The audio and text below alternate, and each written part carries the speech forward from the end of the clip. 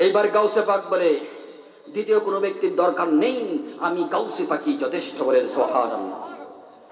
কয় সাফাবাজি চলবে না, প্রমাণ চাই, প্রমাণ। কয় কি প্রমাণ চাও, নিয়ে যাও। এইবার ঈসা নবীর উম্মত ফিলিস্তিনের জমিনে একটা বড় গুরুস্থানের মাধ্যমে, কবরস্থানের মাধ্যমে নিয়ে গেল। নিয়ে যাওয়ার পরে দেখায় দিল এই কবরের ব্যক্তিটাকে আপনি জিন্দা করে উঠায় দেখান, তাহলে বুঝবো আপনার নবী যে মরা মানুষ জিন্দা করতে পারে। আচ্ছা আপনারাই বলুন, আমার গাউসে পাক এটা পারে কি পারে না? মাশাআল্লাহ। এইবার বলে কয় ঈসা নবীর উম্মত আরেকটা সত্য দিল। কয় হুজুর আরেকটা সত্য আছে। কয় কি সত্য বলেন না? কয় আমার নবী যে মন্ত্র কইয়া, যে দোয়া কইয়া কবর থেকে মরা মানুষ জিন্দা কত গো, ও গাউসে পাক আপনি সেই মন্ত্র পড়তে পারবেন না। বলেন সুবহানাল্লাহ। বলে তোমার নবী কোন মন্ত্র বলে বল মরা মানুষ জিন্দা করতো? বলে কুম বিইজনিল্লাহ, আল্লাহর হুকুমে জিন্দা হও। বলে সুবহানাল্লাহ। এই মন্ত্র পড়া যাবে না, এই দোয়া পড়া যাবে না। গাউসে পাক বলে কোনো সমস্যা নাই, তোমার নবীর দোয়ার প্রয়োজন নাই, এই কবর থেকে মরা মানুষ জিন্দা করতে তুমি বলো। আমি আব্দুল কাদের তোমার নবীর মন্ত্র পড়লাম না, এই কবরকে বললাম ওই কবরবাসী তুই কে আছিস, আমি গাউসে পাক তোকে স্মরণ করলাম, কবর থেকে জিন্দা হয়ে পৃথিবীর বুকে চলে আয়। বলেন সুবহানাল্লাহ। এই কথা বলতে দেরি, কবর থেকে মরা মানুষ জিন্দা হইতে দেরি। বলেন না সুবহানাল্লাহ। রাওয়ায়াতে এসেছে ওই কবরবাসীর মৃত্যুর বয়সকাল ছিল 4000 বছর। কয় হাজার বছর? আরে 4000 বছর কি, কোটি কোটি বছর পরে যদি আমার আল্লাহ হাসরের ময়দানে কোটি কোটি মানুষকে জিন্দা করে একত্রিত করতে পারে, তাহলে আল্লাহর গোলাম, নবীর গোলাম গাউসে পাক সেটা পারে কি পারে না? বিশ্বাস আছে না নাই? মাশাআল্লাহ। এই জন্যই যখন ওই কবর থেকে মরা মানুষটা জিন্দা কইরা গাউসে পাক বাহির করলো, বাহির করার পরে গাউসে পাক দেখে আরো বিপদে পড়ে গেছে। বলেন সুবহানাল্লাহ। ওই কবরবাসীর কপালটা খুলে গেল। বলেন সুবহানাল্লাহ। কেমনে খুললো জানেননি রে বন্ধু? ও আমার যুবক ভাই, ও মুরব্বী বাবা গো, আমার গাউসে পাক যখন কবর থেকে মরা মানুষ জিন্দা করলো, জিন্দা করার পরে ওই কবরবাসীকে দেখে দুইটা অবস্থার মাধ্যমে বসবাস করে। কয় অবস্থা? ও বন্ধু দুইটা অবস্থার মাধ্যমে বসবাস করে। ও হুজুর দুইটা অবস্থার মাধ্যমে, দুইটা অবস্থান নাকি? একটা অবস্থান খেয়াল করে মনে রাখবেন, একটা অবস্থান হলো নাভি থেকে উপর পর্যন্ত জান্নাতের পোশাক পরা। বলেন সুবহানাল্লাহ। নাভির উপর দিয়ে জান্নাতি পোশাক, রাইট, মাশাআল্লাহ।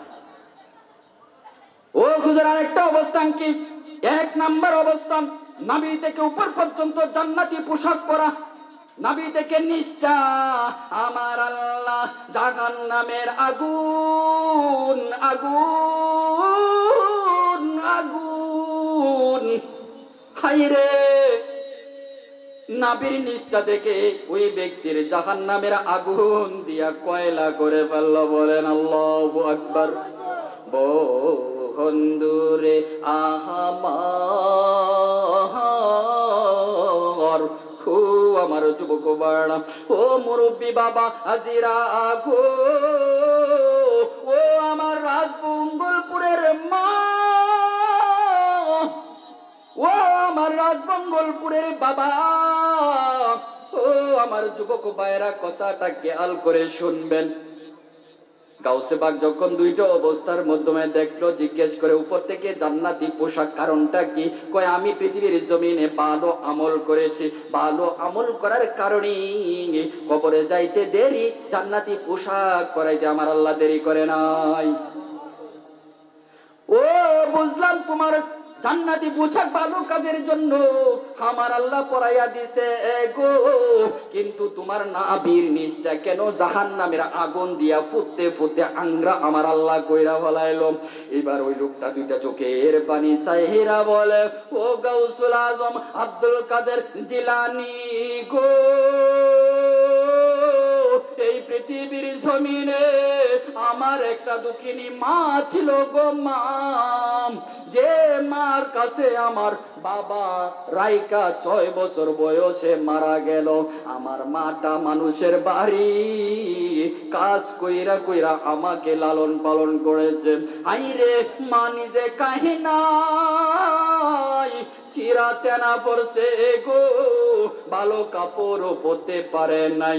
আমার বাবা মারা গেল, মারা যাওয়ার পরে আরেকটা সন্তানের ভার রেখে গেল। এইভাবে মানুষের বাড়ি কাজ করতে করতে আমার মা আমাকে লালন পালন করেছে। আমি যখন বড় হলাম, ব্যবসা করতে শিখলাম, আমি ব্যবসা করতে শুরু করলাম। ব্যবসা করতে করতে বিভিন্ন দেশে চলে যাই, আবার আসি, আবার চলে যাই। একবার আমি ব্যবসায় লস খাইলাম। আমার মা এমন ভাবে আমারে বুঝাইছে, ও বাবা চিন্তা কইরো না, এইবার লস হয়েছে, আগামী দিন লাভ হবে। আরো যারা বলেন সুবহানাল্লাহ। এই যে সান্ত্বনাটা একমাত্র মা সন্তানকে দেয়। আরে তুমি বিপদে পড়েছো, কোনো সমস্যা নেই, আজকে বিপদে পড়েছো, আবার যাও, আল্লাহর রহমতে আমার নবীর দয়ার বদলতে তোমাকে আগামী দিন সফলতা এনে দিতে পারে কে? এইবার মার কথা আবার ব্যবসার মাধ্যমে চলে গেল, তখন আর লস হয় নাই, আবার আসছে, লাভও হয় নাই, লসও হয় নাই। এরপর এবারে গেছে, আবার লাভ হয়েছে। এরকম হইতে হইতে সন্তানটা অনেক টাকার মালিক হয়ে গেল। যখন অনেক টাকার মালিক হয়ে গেল, মার মনে আশা জাগলো, আমার সন্তানটাকে আমি শাদী করাইব, বিবাহ করাইব। আপনাদের এলাকায় কি বলে? বিয়া বলে, বিয়া করাবো। হাইরে মা বাবার কত শখ, সন্তানকে বিয়া কইরা পুত্রবধূ ঘরে আনবে, শখ আছে না নাই? মাটা শখ কইরা সন্তানকে বিয়া কইরা পুত্রবধূ বাড়িতে নিয়ে আসলো। 1 দিন 2 দিন 3 দিন 4 দিন চলে গেল। কিছুদিন যাওয়ার পরে শাশুড়ির সঙ্গে পুত্রবধূর টাক্কর লাগতে শুরু করলো, মন মানসিকতা হতে শুরু করলো। কিছুদিন যাওয়ার পরে মার বিরুদ্ধে সন্তানের কাছে নালিশ করে এমন পুত্রবধূ আমাদের সমাজে আছে না নাই? আপনাদের সমাজে আছে না নাই? ধিক্কার জানাই সেই সকল পুত্রবধূকে যে মায়ের কাছ থেকে সন্তানদেরকে আলাদা করে মায়ের কাছে সন্তানকে মায়ের কাছে বিভিন্ন ধরনের খারাপ অপবাদ দিতে দিতে মাকে সন্তান কাছ থেকে আলাদা করে দেয়। সেই সকল পুত্রবধূকে যে ধিক্কার জানায়, ঠিক কিনা বলেন? আজকে তুমি এই বাড়ির পুত্রবধূ হয়ে এসেছো, একদিন তুমিও পুত্রবধূ হয়ে তোমার বাড়িতে একজন পুত্রবধূ নিয়ে আসবে। আনার পরে যদি তোমার পুত্রবধূ তোমার সঙ্গে এরকম কাজ করে, তুমি মেনে নিতে পারবা? তাহলে তোমার স্বামীর মাকে কেন তুমি সন্তান থেকে আলাদা করে দিচ্ছ? এই সেই সকল সন্তানদেরকে ধিক্কার জানাই যে স্ত্রীর কথা শুনে মার মনে আঘাত দেয়। এরকম সন্তান এই সমাজে তাকাচ্ছে না, তাকা বলো, ঠিক কিনা বলে? আর কিছু সমাজের সর্দার রয়েছে, মায়ের নামে গিয়া সর্দারের কাছে নালিশ দেয়, আসলে নাই? আমি সেই সর্দারদেরকে বজ্র কণ্ঠে বলে দিয়ে দিতে চাই, যে সন্তান মায়ের নামে গিয়ে সর্দারের কাছে বিচার দিবে, উল্টা তাকে ধরে সমাজের সর্দাররা বিচার করতে হবে, ঠিক কিনা বলেন? আপনারা চান কি চান না? কে চান? দুটো হাত তুলে দেখান। নারায়ে তাকবীর, নারায়ে রিসালাত, আহলে সুন্নাত ওয়াল জামাত। আল্লাহু আকবার, জোরে বলেন। এইবারে যখন ওই সন্তানটার নিচ থেকে জাহান্নামের আগুন জ্বলে, আগুন, আমার গাউসে পাক জিজ্ঞেস করে, ও বাজান, নিচটা কেন আগুন দিয়া তোমার দাও দাও করে জ্বলে? এইবার ওই লোকটা ডাক দিয়া বলে, হুজুর গো, আমি যখন ব্যবসার উদ্দেশ্যে বাহিরে চলে যাইতাম, আমার মা বাড়িতে আসলে যখন মায়ের নামে স্ত্রী বিভিন্ন ধরনের কথা বলে, 1 দিন 2 দিন 3 দিন এমন করে বলতে বলতে মনটা একদিন খারাপ হয়ে গেল। যারা অফিসে যায় চাকরি করতে, যারা রিক্সা চালাইতে, দিন মজুরি করতে, কর্মস্থল থেকে ফিরে যখন ঘরে আসে, প্রতিদিন মেজাজ কিন্তু ঠিক থাকে না। সেখানের পরিস্থিতি অনুযায়ী অনেক সময় রাগ মেজাজ খারাপ নিয়ে বাড়িতে যখন চলে আসে, পুত্রবধূ ঠিক এরকম করে স্বামী যখন ব্যবসা থেকে বাড়িতে চলে আসলো, পুত্রবধূ কানের ভিতরে কথা লাগাইতে শুরু করলো। একদিন ব্যবসায় আর লাভ হয় নাই, সন্তানের মাথাও গরম ছিল রে বন্ধু। সন্তান স্ত্রীর কথা শুই না মারে এমন একটা বুকের মধ্যে লাথি মারছে গো, মাটা বুকের মাধ্যমে লাথি খাইয়া কবুতর জবাই করলে যেরকম কইরা কাঁপে, সন্তানের লাথি খাইয়া মাটা জমিনের মাধ্যমে পড়ে গেল। আইরে নিষ্ঠুর সন্তান, একবার তুমি কি খেয়াল করো নাই, মা তোমাকে কত আদর কইরা তোমাকে লালন পালন করছে, নিজে খায় নাই, না খায় আর তোমার খাওয়াইছে। শীতের রজনীতে মা বিছানার ভিতরে তুমি প্রস্রাব করে দিয়েছো, পায়খানা করে দিয়েছো, এমন সময় সবারই যায়, কিন্তু মাটা কোনোদিন দুর্গন্ধ বলে মনে করে নাই। মায়ের প্রস্রাব এবং ছেলের প্রস্রাব এবং পায়খানা মা পরিষ্কার করলো, এরকম কইরা কইরা তোমাকে বড় করলো। হাই রে যেই দুঃখিনী মা, হাই রে আমায় করেছে লালন, করেছে লালন, আমি কেমনে দেব ওই দুঃখিনী মায়ের দাফন। মাগো তুমি আমার আগে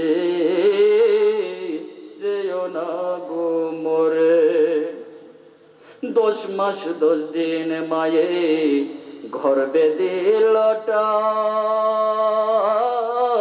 রক্ত মাংস খায় আমি হাইলাম দুনিয়ায়।